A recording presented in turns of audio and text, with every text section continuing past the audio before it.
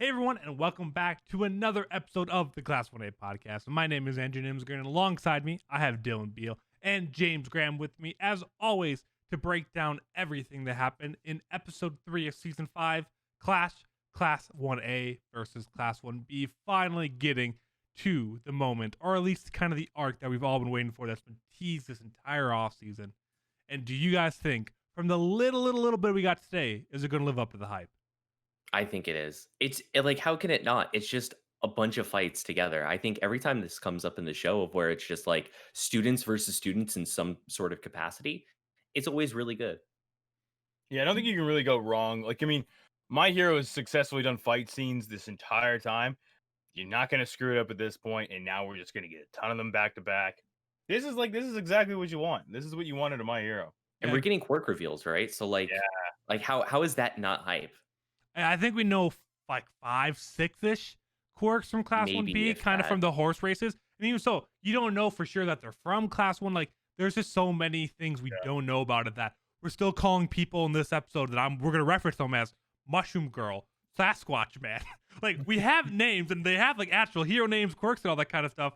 But like, we still have so little interaction, even though we do know their actual names. We're calling them by that because they're so unrecognizable despite being the real rivals to Class 1A, which is so cool that we're finally going to get that. And 5 back-to-back fights in over probably 4 or 5 episodes. It's going to be so cool.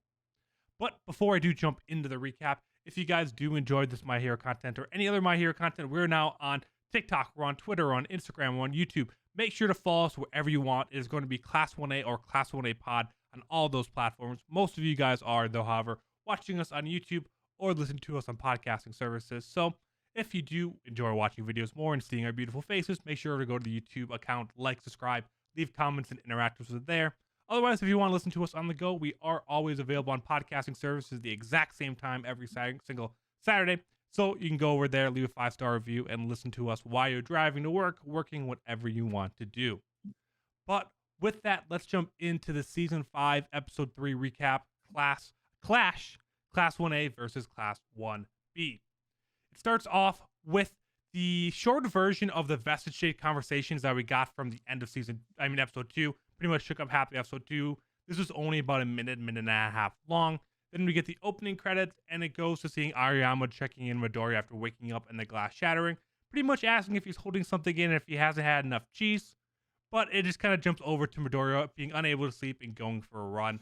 And then it does do a little bit of a time jump to going and seeing him talking to All Might about the Vestige State and everything that happened. All Might is able to give him a little bit of an insight into what the Vestige State is, because he's talked to it a little bit with his predecessor, and he's experienced it a little bit, but never quite to the extent that Deku has, as the first holder had never talked directly to All Might, and that seemed as a very big shock to him.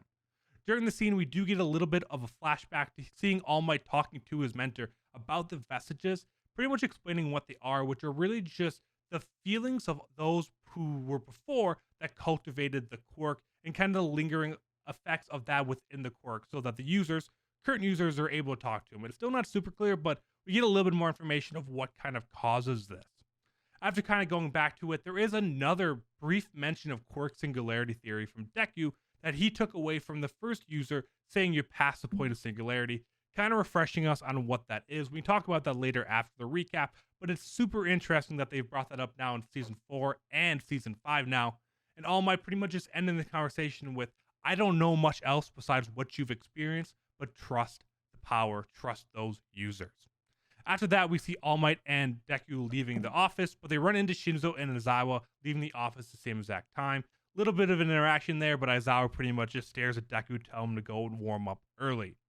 After that, we do jump over to Field Gamma, which is one of the training grounds, where we get to see all of Class 1A talking about their new winter outfits, pretty much just how it's changed, and then Class 1B shows up. We get an introduction/reintroduction to all of those in Class 1B, depending on how much we know, like Kendo and Monoma. We know some of them, but we get the full names along with a picture of everyone in Class 1B. Monoma does his normal thing until Aizawa chokes him out and tells him to pretty much shut up. Shinso is introduced as a special participant for this training and talks about how he's not here to make friends, but to become a hero because he's trying to transfer in to the hero course. We find out that this training is going to be 4-on-4 fights, with some being 4-on-5 due to Shinso being an uneven number of people. The winner is going to be the first team to capture 4 members of the opposing team into a cute little cell. And then after that, we do get to see a little bit of the first fight. I don't want to dive too much into that because we'll probably get a recap of it next episode and the continuation of it. But we do get to see the first fight with a couple of people from Class 1A and Class 1B. Pretty much it just shows a little bit of Kota doing recon, and then they're attacked by 2 members of Class 1B. We learn that, most importantly, that Shinso is able to use his mask to make himself sound like others now, and he does that to brainwash Class 1B's Sasquatch Man. And that is where the episode ends, with that big reveal to everyone being able to see that's how it works. So before we get into the kind of special little topics, what are our overall thoughts on the episode? Is it better than the last episode? Is it setting up what we wanted to? Is the fights what we thought it was going to be? Just kind of general thoughts before we go into the specific talk. I think I'm just really hyped about Shinzo, to be honest. The reveal of like his new equipment, and I don't know, it's just so hype. I want to see it in action and see how he uses it. With we got a scene a little bit earlier with Aizawa, his raps around Shinzo. I want to see all of that used at once, so I'm hyped. Yeah, my phone background has been like the promo art for Shin was released. Like I'm like that's how hype I've been to see him in action with his mask and stuff like that. Because as soon as that piece of art came out, it was like, oh, what does this do? What is this about? You know what I mean? And then to see it like you get it first episode that he's introduced, you get to see it in action, which I think is sick, right? And I think it just adds to the overall aesthetic of Shinzo, like not being a villain but still looking like a villain. Like he looks more and more villainous as as he develops as a character. But like I mean, it's great to see that he's still very rooted in I want to be a hero and I'm taking no prisoners getting there, right? Like it was great to have Shinzo back. I'm stoked about it. Yeah, I think that was all really great. I think the setup, and I think the pacing for this episode was kind of what I expected it to be too. Like every other episode, I feel like it was over in a moment, where this one I kind of knew where it was going to end, which I really did enjoy. Is that, yep, we get kind of the follow-up of the Vestige talk, because that was such a heavy one from last chapter with All Might. Then we get to see what all the teams are, which we can talk about later now, because we see all the actual matchups, a couple of either people or fights we're excited to see. And then also we get to finally see a little bit of action. It wasn't too much, but at least we get to see it. They're like, okay, there's not going to be another like filler episode before the fights. They're like, nope, next episode is going to jump right back into this fight. We might get a second fight that one. And like now we're really into the action. No more setup, no more long Vestige conversations. We're here to fight, which I'm very excited that we're finally getting to that point and that this episode set that up entirely. But I guess the first really good topic for us to talk about, because there's a couple things within it that we can, but kind of moving over to the Vestige talk and what we got today between All Might and Deku, a little bit of the flashback, and even the quirk singularity theory we can throw in here a little bit as well, because that was during the whole scene. Dylan, you're kind of the quirk singularity guy, so I'm just going to give you this whole overall conversation wherever you want to take this Vestige conversation. Yeah, so I think the important little bit to talk about is All Might's experience and Deku's experience with the Vestiges. So essentially, Deku is going to All Might and saying like, "Hey, what's going on with these like weird like ghost dreams I'm having?" And All Might's like, "Oh yeah, that's totally normal. I had them too." And when Deku starts explaining like, "Oh yeah, I'm like interacting in this world," he's like, "Oh, that's not how it happened for me." So I think that is like a pretty good thing to note, because it either means one of two things. It means All Might just like didn't have like a strong connection to whoever it is, which I don't know, would it make as much sense because he's really powerful with the ability, or it means Deku is special in some way that we don't know. Well, on top of being special, something before you go on too deep, Deku did try to connect Shinso to the Vestige State a little bit during this chapter, saying that the first time he ever saw the Vestiges was when he was brainwashed. So we don't know if that was a coincidence or if that was some kind of opening, like mind awakening for Deku there as well. So that could be something that never happened to All Might, happened to Deku. But go on. No, yeah. I totally agree. But there's like some special like variable with Deku. So I think the big thing is just figure out how is he different than All Might. And it could have been the brainwashing. It could have been like, like he probably had to unlock his third eye or something like crazy. Like, yeah, I totally agree with the whole thing. Everything there. I mean, I thought it was super interesting that, like, yeah, All Might never went through it. Like, I mean, up to this point, All Might's been able to answer pretty much every single question. I mean, there hasn't been anything that he's been unsure of. So kind of seeing that, like, oh, yeah, like, No, that's weird. Like, he never talked directly to me. Kind of shows that obviously Deku's the main character. Obviously, he's going to be different in some way, but kind of figuring out what that is going to be and how that's going to impact Deku that All Might didn't experience. Because we saw what All Might could be with just himself, but if Deku has a more close connection to those with previous, if that means something, ultimately teasing some kind of quirk revelation that we've been waiting for so long. But as far as we know, All Might only has his superpower, super strength, all that kind of stuff. But we've been teased Deku having multiple quirks since that last movie, and if that could have some correlation to this. Yeah, and the big thing to note, we get like an extrapolation of like what the quirk is, and like obviously Andrew, we'll cut this out if I'm going a little bit too deep on this one, but I'm pretty sure we know all this information. It's a stockpiling quirk of like you stockpile energy, and that's why you can punch really hard. And then it takes it a step further. It's like you're stockpiling emotions too, and Yeah. that's why you're seeing these vestiges, which is wild. I think that is a wild explanation for it, and it rules. It rules so much. It's like, oh yeah, we feel emotions so strongly, and we're stockpile them, and then you get put as like a ghost into this ghost world. That's really cool. It's so stupid when you say it out loud that like it rules. Yeah. It really does make no sense. James, what are your thoughts on all this? I mean, like, yeah, it was. I don't know, man. Like, whenever I see the vestige thing, it always goes back to, and this might just be me. Maybe this is because I have like an initial like dislike for Deck, or I don't have a dislike, but I'm just like he's the main character. It's all gonna be better. But I want to know about the other people. I want to know about all these people who were introduced.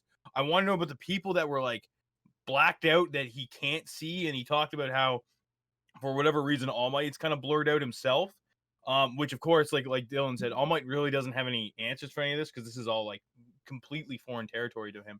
But I want to learn more about these guys because I mean, it's cool that we get to learn a bit about the first and stuff like that, and they had that conversation. But it's just opening more questions, and it's weird to have such like a to me it feels like such a major plot line kind of sidetracked for a bunch of fight scenes. But it might be the most My Hero thing that happens, so I'm not against it either. Yeah. And I totally agree with all that. And just kind of thinking about it now, just setting up the one. Obviously, probably because All Might's alive, this might be why he's not fully in the Vestige State. So just kind of thinking about a far, far future moment of like, if All Might dies and then Deku goes back to the Vestige State and they get that one last conversation in the Vestige State, it is setting up for such a sad but cool moment years from now in the anime. So that is something that I just kind of thought of off the top of the head, that they're going to do something like that of Deku talking to All Might when he's dead in the Vestige State. Yeah, and I want to circle back to the quirk singularity thing is because they brought it up at the end of last season. They brought it up again this season. Like they're dropping a lot of hints that it's going to be important maybe soon or something. I don't know. Like there has to be a reason why they just keep talking about it because before this, I think they like briefly mentioned it like a long time ago, and then it was like two big references, one at the end of last season, one in this one. So I'm wondering is like, do you think like that is like end game territory for the anime, or like do you think that's going to come up at all, or like what do you all think? I mean, we got to think that it's got to be endgame at best. I mean, because it's talking about when people with quirks have more kids with quirks, their quirks get more complex and stronger. So this is a generation thing, and the reason it came up in season 4 was because the kids having such strong quirks already. It doesn't talk about mutation of quirks or anything like that, so it's not like one day we're just expecting half a class 1A to mutate into more complex or stronger quirks. It had to be future generations, and Deku isn't going to be fighting children anytime soon, I'm assuming. So it'd have to be a far 20, 30-year jump before it really goes into effect, because generations have to pass in order for these quirks to develop. I mean, maybe they're teasing something about Deku, because they said you're past the point of singularity, is that maybe something might happen with Deku, again, going back to additional quirks being a possibility with him. But the theory as a whole doesn't make sense in this show. It would make sense in a next generation show. Goddamn Boruto shit. But pretty we much. Getting there, yeah. But yeah, no. I think it's gonna have to be when, like, it to me because when I hear mutation, it's not so much like they're like these quirks are gonna develop like in their current users. It's their offspring, right? And they're like because we already like Todoroki is like the initial epitome of this like quirk singularity thing starting to happen, right? Where you take two very potent quirks and put them together, and then you have something even crazier. But like this is gonna be like Deku as a full grown adult dealing with villains of like the of his younger generations that are like issues, like basically in All Might Deku fighting a future generation Shigaraki or something like that. You know what I mean? Like that's where you're going to see this quirk singularity thing becoming an issue. I don't think it's an issue now, but it definitely will be, like maybe 2-3 generations, maybe past Deku's I don't know, like lifespan. Like who knows, right? But I it's mean, I so think interesting that they keep bringing it up now, though. Yeah, I know. yeah. It is. It's weird, right? It feels like to me, it almost feels out of place. But I think it's just tied to the fact that we're getting so much information with the vestiges and stuff like that that it has to be talked about. But I personally don't feel that it's crucial to the initial storyline of him going to fight Class 1B. I don't Yeah. think that it has anything to do with that. But it's just weird that it's like being like constantly gone back over. I think so. As we were talking about it, I think that answers like a big question of it's always talked about like, is there going to be a time skip to like Deku being an adult doing like full power stuff? And the answer we always like kind of come to is no, because that's boring. Because he's just All Might and he could solve any problem because he's all powerful with his 100%. I think this answers the question though of if you have these like future generations or whatnot that are able to have these crazy quirks because they're out of control, that maybe is the answer to like the time skip question of yeah, it actually could be an interesting setup is because he might be at 100%, but you have these quirks that are like multiple layers deep at this point. Like you have 4 incredibly powerful quirks working together that you will need like an All Might level Deku to take that on. So um, I think that could be a little bit interesting and maybe something we should put in our back pockets. Oh yeah. Yeah. I totally agree. But I think with that, unless there's anything else we want to talk about, I say we move over to talking about Class 1 versus Class B begins. I mean, we get kind of a quick introduction to all the Class 1B students, and we get to see the teams. So I'm going to open the floor to any of you. We don't know too much about Class 1B, so it's harder to kind of pick out fights we're really interested in. But is there anyone from Class 1B that, just based off of their appearance, that you want to know more about? Mushroom Girl. I want to know about Mushroom Girl. What's her deal? What is the mushroom ability? I want to see it because she has like her first introduction was just like her with like the big bob cut or whatever. Like her hair Yeah. literally looks like a mushroom, and then we see that her costume is she has like mushroom like skirt and like a little hat, like mushroom hat. I want to know what this is. It looks so cool. I want to see the person because I don't think they reveal a gender for them, but the comic book, the one that talks in like only like quotes and stuff, like find out their first name's Manga, which I think is like pretty sick. I want to see what that's all about. I want to know if it's like gimmicky. I want to know if they're effective. Like they just have such like a outlandish appearance that it really interests me. The other one I really want to know about is, and we already seen him in the forest arc, is the buddy with Weld. He's always got the headband. I can't remember his name off the top of my head, but he was always like a guy I don't know, I was like drawn to. He looks kind of cool and stuff like that. So those are the 2 big ones for me. What about you, Andrew? Who do you got on your list? I mean, I guess there's something to kind of remember is that there are 2 people in Class 1B that got in off of recommendations. So I'm assuming we might get an idea of who that's going to be because we learned that there's 4 that got in. We know that 2 are in Class 1A, assuming the other 2 are in Class 1B. Right. But figuring out who they are, and we have to assume they're on the same power level of Todoroki and Momo, or at least of intelligence or mastery of their quirk. So seeing who they are is, I think, going to be super interesting. Obviously, seeing the both Shinso fights, we got to see a little bit in this episode. But seeing the Shinso versus Deku rematch is something that I'm very, very excited for because how different their quirks are. But you know that it's still going to be an intense showdown. And probably the first time we'll get to see him actually use some of Aizawa's binding wraps, I'm assuming. Yeah. But I mean, outside of that, I'm just excited to see so much of Class 1B. I mean, I'm definitely excited about Mushroom Girl and learning more about her. Sasquatch Man, I mean, you got to see the images there, but we actually got to see him in the fight a little bit there. So I did like getting to see that, but otherwise, I just want to know more about Class 1B because there's going to be cool characters and quirks that we just don't even know because they've been holding it in for this moment that is just going to come out and just be mind-blowing. Yeah, I think I think I was sleeping on class 1B for a really long time until we got the image of the full lineup of them in their hero costumes. That Yeah. instantly sold me, and I was like, "Yes, I'm excited to see these fights now and figure out what their quirks are because they they're considered like there was a discussion at the beginning that like academically and training wise, they're actually a little bit better overall than class 1A, which is insane to think about because you have some of the strongest like heroes just possible, like not just in the school, but just strongest heroes in that class. So Yeah. I want to see what they can do. No, I absolutely agree. And I guess kind of looking through like the class 1A combinations, like I don't think there's any super teams here, which I think they obviously did on purpose. And there aren't any matchups that I'm super interested to kind of see. I mean, obviously, there's a cool couple pairings here, but obviously seeing how Bakugo does with his teammates. I mean, the Deku, Uravity, Pinky, and Grape Juice combination is Oh, whatever. that's a god tier team. That is not a god. That's a Yes, it meme is. squad. That Incredible is a team. meme squad. Uraraka punched herself in this episode thinking about Hagakure, so she's not in her best spot.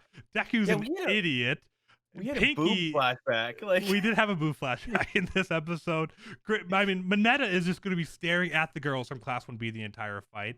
Pinky's probably the only actual useful person in this entire team of actually fighting against Class 1B, let's be honest here. So, I mean, yeah, I think the Class 1A combinations are super cool, but I think Class B are going to definitely have some really cool, like, power or quirk combinations that we don't even know about.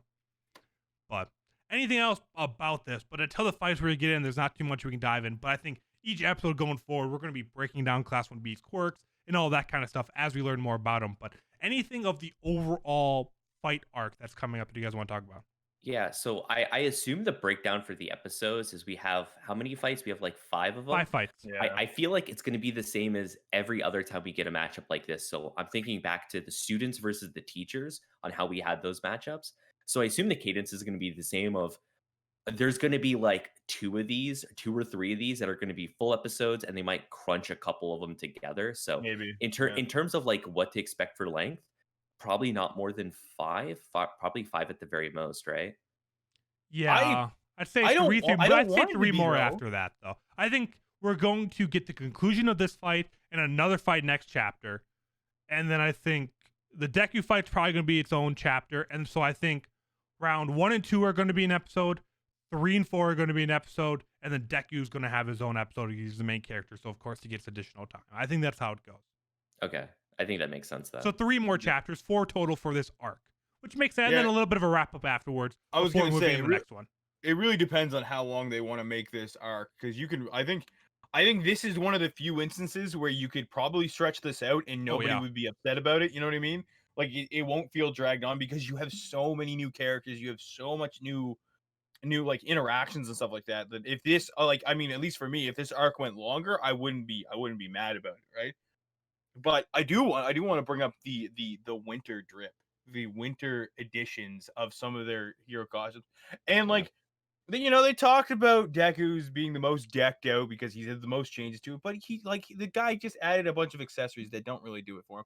Now my boy Bakugo though, Yes. they all black, dude, the all black. He looks so cool. He does. He looks sick, man. He looks sick. And they even give Kirishima like sleeves now, and that's it. He's still got the exposed chest, but he's got like black sleeves now. Like those 3, like those 2 plus Denki, like they all look sick, man. Yeah, They're- the Bakugo crew rolling in Yeah. with all the new uniforms just looks so cool. Yeah. And they give And the- Momo a cape, which I Yeah, thought was Momo's got a kinda cool. cape. Mina's got like a little like Attack on Titan like half leather coat. Pretty much Yeah. is all it is. It just covers like her sleeve arms and like pretty much down to her boobs, and then it's just her normal outfit down. That's it. So it's otherwise not too many other people had made like Shota looks exactly the same, Ida looks the same. Maybe Shoji changed a little bit, but to be honest with you, I don't pay enough attention to Shoji to know if his outfit actually changed. So not Yeah, too most many of them other. did stay. A lot of them did stay the same. Which Yeah. makes sense. They already kind of worked for all situations, but I agree. Bakugo, by far, best upgrade. Deku's was cool, but I like Mina as the second best. Even Bakugo, even over Deku's upgrades. Her crop top jacket, yeah, it works. Mhm. It works for her. But, all right. Last thing to talk about is how cool Shinso's going to be now. Like, just like, he's a badass. I mean, we're assuming that he's able to use Aizawa's binding wraps. and now he has a mask that allows him to turn into whatever voice he wants to. Is kind of what we picked up from this chapter. Does that not make him one of the hardest people, I think, with real training to beat in Class 1A or B? Yeah, I think so. I think I think he still runs into the same problem as Aizawa, which is how is he at hand to hand? You know what I mean? Like Aizawa has experience, and that I think that's what makes him effective.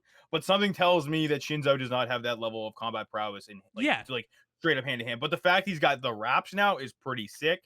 And I want to circle back to this because I don't think we talked about it, and it's been so long since we heard him. But his Shinso sounds like his voice actor sounds so cool. Yeah, like it does. Like the I character. forgot how he sounded. Like I went Yeah, back and no, is me that really too. how he sounds? Yeah, and that's just it. Like he is such a good character. So I think he's gonna be a total badass throughout this entire thing, and we've already seen it. Like, I mean, you can tell he's kind of struggling already because he just hasn't had the experience, but the man is prepared and he's ready to show off, and I'm stoked for that. Now, I just want to call out though, is his new mask or whatever seems like something that after watching the first season of My Hero, someone on YouTube was like, "Listen, guys, I know how to make him good. Don't worry, we'll give him a mask. It could it imitates voices, and because it just sounds like one of those, right? Like it sounds a little silly, but it's really cool in practice. It looks so cool. I don't Yeah. know how I feel about being able to see his teeth through the mask though. Ooh, no, I It's don't like a like little that. see-through. I don't wish like it was that. just like matte black. Yeah, But like the fact that it's kind of see-through, not a big fan of that. But that's my only gripe with it, because overall it's so cool. He kind of has like little knobs on the side to adjust how it like actually fits on his face and all that. Like it's cool overall, but just make that thing matte black, and we're all better at that. I've noticed that they're doing a lot of side shots, and that's probably deliberate because they don't want to see that. You want to see like the side angle of like him just because the features on the side of it are super angular and like rigid and stuff like that, which makes it look cool. It's like super cool, right? So Yeah. yeah. And I think the group that they put him in are a good one too. We didn't talk too much about it, but that's what I'm excited about is put him in right away. Let's see if he's actually going to be able to stand up with Class 1A. And then once he got a little bit of experience, then you give him another showdown against Deku. I think was a really good way to do it. That like, yep, let's get him in, get you guys refreshed on who he is and what he's going to be able to do. And then you get a couple of fights to stew over like, oh God, what is he going to do to Deku? How is Deku going to be thinking that? I'm sure we'll see that in the upcoming episodes. Deku's planning of how to fight against Shinso now. So I think that's going to be really cool. It's a really good how they introduced him back in and where they're using him in these fights. Yeah, I think putting him at the very end is the most interesting possible because, like you were saying, Deku is all about like the analytics of like quirks and being able to study them. And he gets not only the opportunity that he first fought Shinzo back a couple seasons ago, but he also gets to study him now too and figure out what he's going to do. So I think the most interesting is seeing Shinzo at his full power right now versus Deku after he has prep time. So it is going to be a really good fight. I completely agree. But I think that transitions pretty well into who we think is the Plus Ultra Award for this episode. For those of you that do not know, the Plus Ultra Award is a weekly award we do each and every week of the anime where we pick one character that went beyond, went Plus Ultra, and we believe stood out for this specific episode, and then we'll add them all up at the end of the season and see who went Plus Ultra throughout the entire season. And I think it's my turn that I've let both of you guys go first, so I'll take the lead on who I believe this week is. And I think this might be a pretty universally agreed take. It's Shinso. I mean, not only is he now badass enough to try to get into the hero course, so he's going to do this joint training, the mask, his outfit, the binding wraps all look badass. And Class 1A pretty much lost that fight until the fight's not over yet, but looked like Class A was about to lose until Shinso now has complete control of Sasquatch Man, which I'm sure they did not expect that to happen at all because they pretty much said like, oh, just don't answer Shinso's questions and you're going to win. Like, nah. Shinso's like, nah, fuck that. You're mine now. So easy Plus Ultra. Yeah, I agree. I think only a fool would pick someone besides Shinso. So I'm gonna pick Shinso, and I'm ready for James to prove himself. Yeah, James is gonna pick like Bakugo for the outfit or something like that. No, it's definitely Shinso for sure for like all reasons previously mentioned. But I want to give an honorable mention for Monoma being the absolute shit heel that Class 1B needs. You need somebody to stir the pot, and he does it almost like to perfection. He He is so good at it. he straight up brought the documents with him. He brought proof, dude. He brought proof, and he got in their head. I love how good Monoma is at it, and they always double down on him like being this kind of shithead. So I think he just deserves an honorable mention. But of course, it is Shinso. Shinso, like he said, he's at the start line now. He's made it there. That's pretty heroic. A guy coming from normal course, making it into the hero course, and we've gone over it like 1,000 times. Like, he has the premier villain quirk, but he's trying to be a good guy, right? So definitely gets him the Plus Ultra award. All right, so we'll add that up, but I think that pretty much gives Shinzo the lead, considering we gave him 3 in one episode. This is his first Universal one, but we'll be back next week with that. But going on towards the end of the episode, we do not have a bulletin board update, unless either one of you did. I just checked it, and it does look empty this week. But if anyone does want to be included on there, we can make sure to put that on there for you, just sending it in an email to contact@popedoff.com or DMing us on any of our social media platforms: TikTok, Class 1A Pod, Instagram, Class 1A Pod, Twitter, Class 1A Pod, or YouTube is just Class 1A. So leave comments, questions, anything like on all those, and we'll make sure to include those in the episodes. But hopefully next week we'll have something to talk through there. But with that is going to be the wrap up, and I already got our social media handles out of the way.